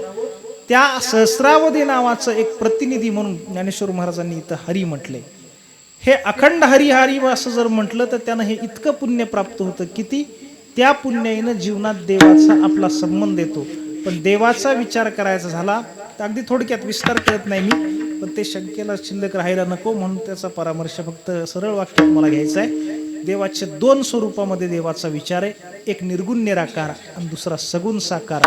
अव्यक्त असतं म्हणजे जे दिसत नाही ते निराकार, म्हणजे आकाराला आलेलं असतं ते साकार. मग इथं देवाचं दार नेमकं सांगायचं कुठलं? ह्या दोन पद्धतीचं देव आहे, देवाचं स्वरूप आहे. आणि दोन पद्धतीनं देवाचे द्वार आहेत. भक्ती पाविजे व्यक्त, अव्यक्त योगे. योग हे एक देवाचं दार आहे आणि भक्ती हे देवाचं दार आहे. योग हे निर्गुणाचं दार आहे आणि भक्ती हे सगुणाचं द्वार आहे. ज्ञानेश्वर महाराज इथं देवाची द्वारी म्हणतात त्यावेळेला नाम महात्म्य सांगायचं असल्यामुळं माऊलींना इथं योगाचं दार सांगायचं नाही, त्यांना सांगायचं भक्ती हे दार. त्या भक्तीचं स्वरूप नेमकं काय? ते स्वरूप आहे हरिमुखे म्हणा, हरिमुखे म्हणा. हे त्या भक्तीचं स्वरूप आहे. पुढे तेने मुक्ती चारी साधी येल्या. ह्या चार मुक्तीचा लाभ त्यांना झाला. आणि या चार मुक्ती कुठल्या? सलोकता, समीपता, स्वरूपता आणि सायुज्यता. ह्या मुक्ती कुठे मिळाल्या? माऊली सांगतात देवाच्या दारात. ह्या देवाच्या दारात मिळाल्या. माऊली देवळाच्या दारात म्हणालेले नाहीत. पण देवाचं दार प्राप्त व्हायचं असेल तर त्याकरता आधी देवळाच्या दारात गेलं पाहिजे.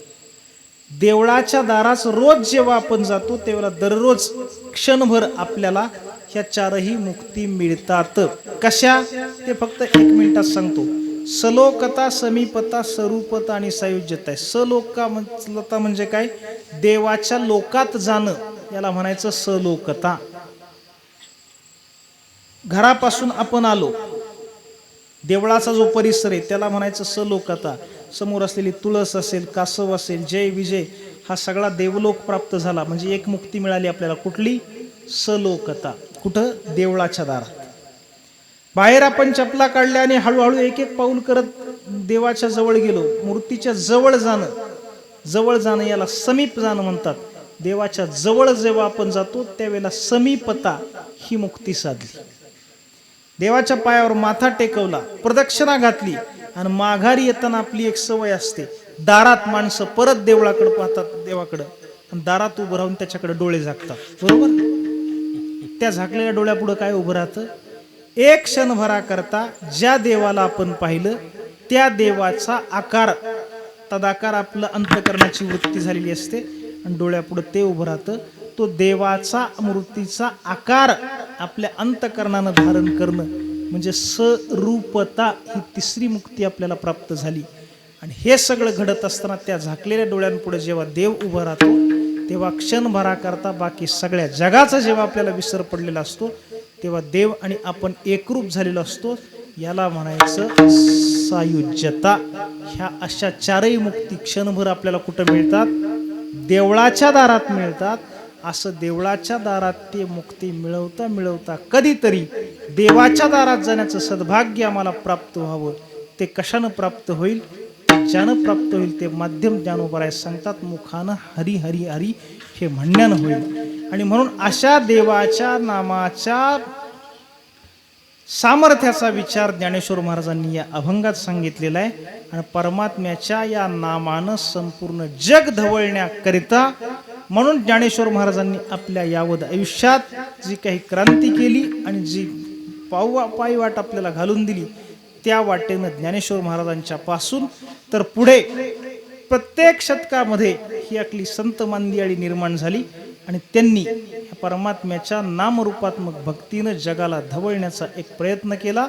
आणि त्या अनेकविध प्रयत्नांपैकी मागच्या शतकामध्ये सद्गुरू जोग महाराजांनी एक प्रयोग केला. तो म्हणजे ज्या वारकरी पंथामध्ये आणि या परंपरेमध्ये आपण आपली भक्ती साधना करतो, त्या वारकरी तत्वज्ञानाचं शिक्षण पुढच्या पिढ्यांना देणं, याकरता एक वारकऱ्यांच्या शिक्षणाची शाळा आळंदीला 1917 साली स्थापन झाली. त्याला वारकरी शिक्षण संस्था असं म्हटलं गेलं. त्यातून ज्या काही पिढ्या पुढे निर्माण झाल्या आणि त्याचा एक आदर्श घेऊन ज्या काही अनेकविध पद्धतीनं वारकरी शिक्षण संस्थांचे प्रवाह निर्माण झाले, त्यापैकी अगदी आळंदी पंढरीपासून अंतरावर जरी असलं तरी सुद्धा मी मगाशी म्हटलं तसं सज्जनगडाच्या या पंचक्रोशीमध्ये सातारा राजधानीमध्ये इथं छत्रपती शिवरायांच्या या भूमीत गुरुकुल श्री ज्ञानोबराय वारकरी शिक्षण संस्थेचा एक प्रयोग 8 वर्षांच्या पासून अत्यंत यशस्वीरित्या परमादरणीय श्री रवींद्र महाराज लोहार यांच्या द्वारा इथं प्राप्त झाला. त्यांनी मला कीर्तनाला इथं बोलावलंय. माझा त्यांचा स्नेह आहे. आमच्या दोघांच्या स्नेहाचा एक धागा म्हणजे परमादरणीय श्री श्रद्धेय प्रमोद महाराज जगताप आहेत. म्हणून मी इथं त्यांच्या विषयानं काही बोलावं असं नाही, पण एक वस्तुस्थिती थोडीशी अगदी परखड भाषेत सांगू का? आज मला क्षमा करा या माझ्या विधानाबद्दल, पण परिस्थिती तशी आहे जे मला सांगायचे. संप्रदायात आज असं झाले, ज्याच्याकडे कुठलीच गुणवत्ता नाही ती माणसं वारकरी शिक्षण संस्था काढत आहेत. आणि मग ती संस्था अशी तुम्हाला आळंदीतही दिसू शकते, पंढरपुरातही दिसू शकते, गावखेड्यातही असू शकते. आणि त्यामागं फक्त एक अर्थकारणाचा विचार असतो. पण इथं जाहीरपणे निसंकोचरित्या रवींद्र महाराजांचं कौतुक आपण यासाठी केलं पाहिजे, इथं उपस्थित असणाऱ्या एकाही विद्यार्थ्यांकडून शुल्क म्हणून ते एकही रुपया आकारत नाहीत. यामध्ये त्यांच्या संकल्पनेत ही त्यांची आहे. आणि त्याचबरोबरीनं या परिसरात अशी संस्था चालण्याकरता या विद्यार्थ्यांना त्या गुरुजींना आधार देणारा हा जो करंडीचा पंचक्रोशीचा परिसर आहे, या सगळ्या मायबाप जनतेला एक धन्यवाद देणं एक वारकरी परंपरेचा पाईक म्हणून मला वाटतं हे माझं आद्य कर्तव्य. कुठलंही राष्ट्र जेव्हा निर्माण होतं त्यावेळेला त्याच्यात 3 टप्पे असतात. पहिला टप्पा असतो व्यक्ती, दुसरा असतो कुटुंब आणि तिसरा असतो समाज. एक माणूस म्हणजे एक व्यक्ती. अनेक माणसं जिथं एकत्र राहतात त्याला म्हणतात एक कुटुंब. आणि अनेक कुटुंब जिथं एकत्र राहतात त्याला म्हणतात एक समाज. त्यातून राष्ट्र आकाराला येतं. ह्या 3ही टप्प्यांवरती समृद्धते करता 4थी महत्वाची गोष्ट आहे, त्याचं नाव आहे शिक्षण. व्यक्तीलाही शिक्षणाची गरज आहे, कुटुंबालाही शिक्षणाची गरज आहे आणि समाजालाही शिक्षणाची गरज आहे. आणि त्याचा जर अभाव असेल तर जगाच्या तुलनेत ते राष्ट्र मागास राहतं. आणि असं होऊ नये याकरता इथे शिक्षणाचे जे काही प्रयोग झाले त्यात माझ्या या महाराष्ट्रातला प्रत्येक नांगरधारी शेतकरी किमान पदवीधर असला पाहिजे हे स्वप्न कर्मवीर भाऊराव अण्णांनी पाहिलं. आणि त्या कर्मवीरांचा असणारा हा जिल्हा आहे. शिक्षणाकरता स्वतःच्या पत्नीचं मंगळसूत्र त्यांनी घाण ठेवलं आणि त्यातून रयत शिक्षण संस्थेचा प्रयोग यशस्वीरित्या पुढे सुरू झाला. आज त्याचा प्रवास कसा आहे कसा नाही मला त्याच्याही तपशिलामध्ये शिरायचं नाही. पण या व्यावहारिक शिक्षणाच्या जोडाला शिक्षणाच्या बरोबरीनं जोड द्यावी लागते, ती संस्काराची. म्हणून भौतिक शिक्षण देणाऱ्या शिक्षण संस्था महाराष्ट्रात खूप असतील, पण त्याला संस्काराची जोड देणाऱ्या संस्था त्याला म्हणतात वारकरी शिक्षण संस्था. आणि गुरुकुल श्री ज्ञानोबराय वारकरी शिक्षण संस्थेची ही वाटचाल या दिशेनं सुरू आहे. खरं म्हणजे हे दिव्य त्यांनी आता हाती घेतलेलं आहे. आणि हे सगळं आज वारकरी संप्रदायात सुद्धा रोज काहीतरी विचित्र विक्षिप्त घटना सगळ्या अवतीभोवती घडत असताना एक आदर्श वस्तुपाठ या संस्थेच्या द्वारा ठेवणं ही एक अत्यंत महत्त्वाची जबाबदारी महाराजांच्यावरती आहे. या सर्वांना माझ्यासह आपणा सर्वांच्या शुभकामना या निमित्ताने इथं असाव्यात आणि महाराजांचं हे कार्य उत्तरोत्तर इथं पूर्ण होणार आहे. याच्यामध्ये कुठल्याही पद्धतीची शंका घ्यायचं आपल्याला कारण नाही. कारण मी आत्ता म्हटलं तसं परमादरणीय श्री चैतन्य महाराज देगलूरकर असतील, पूज्य श्री प्रमोद महाराज जगताप असतील, त्यांच्या प्रत्येक कृतीमध्ये जातीनं लक्ष घालणारे आदरणीय प्रवीण महाराज असतील, या सर्व मंडळींचं त्यांना मार्गदर्शन आहे, नेतृत्व आहे. याच्यामध्ये ही वाटचाल अशीच पुढे उत्तरोत्तर होत राहो हीच एक शुभकामना या निमित्तानं इथं करूयात. ह्या लहान असणाऱ्या सगळ्या बालवारकऱ्यांच्या उज्ज्वल भविष्यासाठी सुद्धा परमात्मा पंढरीनाथाच्याकडे प्रार्थना करू. ज्ञानेश्वर महाराजांच्या या अभंगाच्या अनुषंगानं जे काही मोडकं तोडकं वेडवाकडं आपल्यासमोर बोलता आलं तो एक केबिलवाना माझा प्रयत्न हे परमात्मा पंढरीनाथाच्या चरणी समर्पित करत असताना ज्या माऊलींचा अभंग आहे त्याच माऊलींचं वचन देवाला सांगूयात.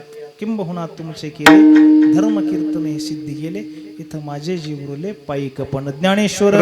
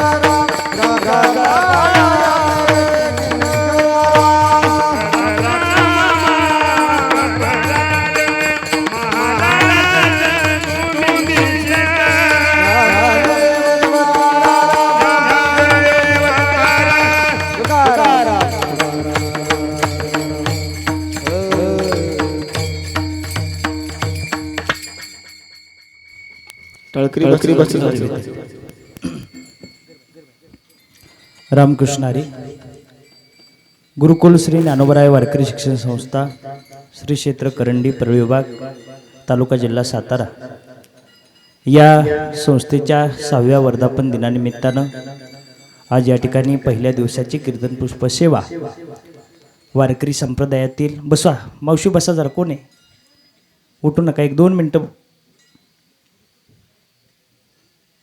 वारकरी संप्रदायातील एक अभ्यासू व चांगल्यांच्या यादीमध्ये पत्रिकेमध्ये मी ज्यावेळेस महाराजांच्या नावाचा उल्लेख केला त्यावेळेस मी स्वतःहून पत्रिकेमध्ये वारकरी भूषण असं मी नाव टाकले. याचं कारण सांगतो की महाराजांच्या जीवनामध्ये केलेला जो त्याग आहे किंवा वारकरी संप्रदायामध्ये महाराजांनी केलेली जी साधना आहे या साधनेचं फलित म्हणजे त्यांच्या जीवनाचं संपूर्ण मी पाहिलेलं आहे की महाराजांना ज्यावेळेस मी आळंदीमध्ये पाहिलं त्यावेळेस महाराजांना मानणारा जो वर्ग आहे ज्येष्ठ श्रेष्ठ मंडळींच्या यादीमध्ये महाराजांचं नाव असतं. आणि त्या निमित्तानं ज्यावेळेस पारायण होऊन महाराज उद्याचं कसं काय रात्री श्रीगुरूंनी फोन केला, अण्णांनी फोन केला पावसाची परिस्थिती कशी आहे.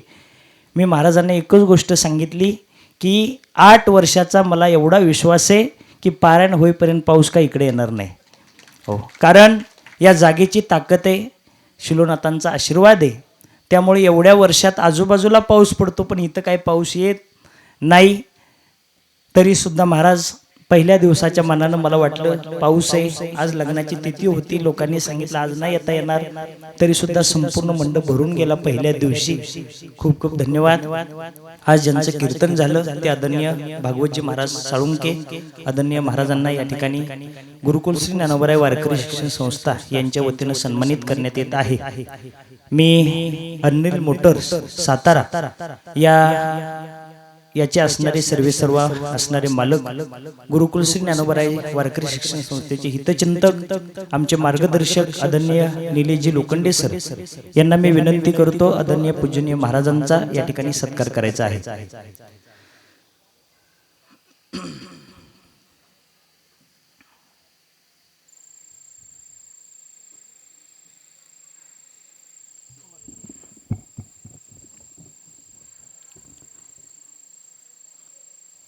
फोटोही घे 2-3.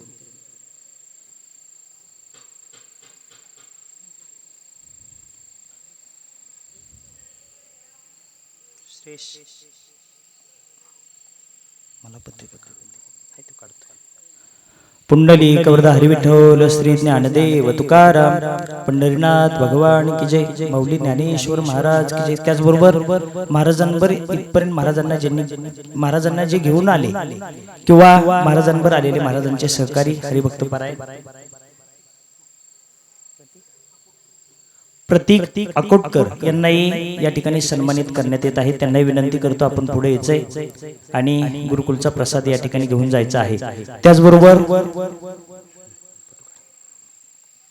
आज ज्यांचं कीर्तन सौजन्य होतं ते आपल्या गुरुकुलच्या असणाऱ्या विद्यार्थ्यांच्या पालक सौ प्रिया शेलार, गीता जाधव, पवित्रा ढवळे, सारिका शिंदे, सारिका चव्हाण, रुपाली ननावरे यांना मी विनंती करतो आपण पुढे यायचं आहे.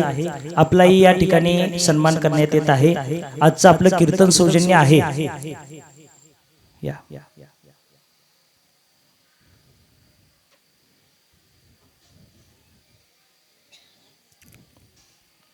ज्यांची मी नावं घेतलेली त्यांना विनंती करतो आपण पुढे यायचं आहे.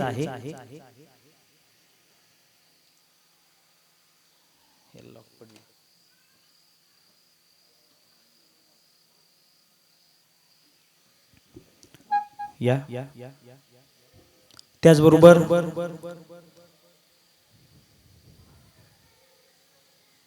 आज सकाळचे अन्नदाते कैलासवासी रामचंद्र दगडू भोसले यांच्या स्मरणार्थ लहू भोसले व सिंधू पोपळकर यांचं सकाळचं अन्नदान होतं.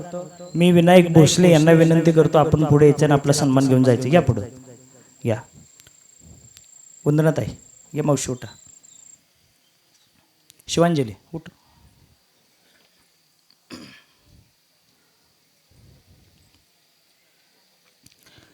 माऊलींचा प्रसाद आपल्याला या ठिकाणी गुरुकुलच्या माध्यमातून देण्यात येत आहे.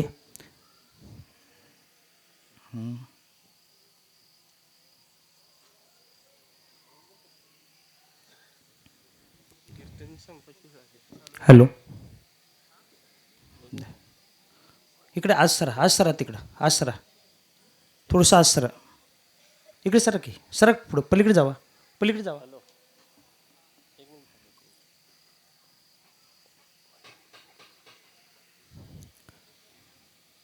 पुंडलिक वरद हरिविठ्ठल श्री ज्ञानदेव तुकाराम पंढरीनाथ भगवान की जय.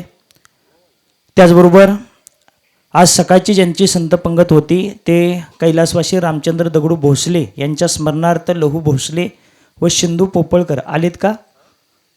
विनायक भोसले आलेत का? ठीक आहे उद्या. त्याचबरोबर आज संध्याकाळी ज्यांचं सायंकाळची ज्यांची संत पंगत आहे ते अनिल मोटर्स सातारा याचे असणारे सर्वेसर्वा मालक असणारे आदरणीय निलेशजी लोखंडे सर, त्याचबरोबर त्यांची संपूर्ण कुटुंब या कार्यक्रमासाठी उपस्थित आहे. मी ताईंना विनंती करतो आपण पुढे यायचं आहे. त्यांच्या कुटुंबाला विनंती करतो आपण पुढे या सर्वांनी. आबा या पुढं. आबा या इकडं. संस्थेचे कार्याध्यक्ष असणारे अनिल गोळे आबा यांना मी विनंती करतो की आज संध्याकाळची ज्यांची संत पंगत आहे त्यांना माऊलींचा प्रसाद द्यायचा आहे.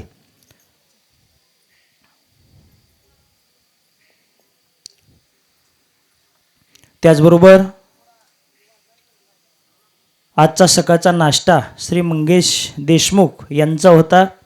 यांनाही गुरुकुलच्या वतीने या ठिकाणी सन्मानित करण्यात येत आहे. हे पहा, सर्वांना विनंती आहे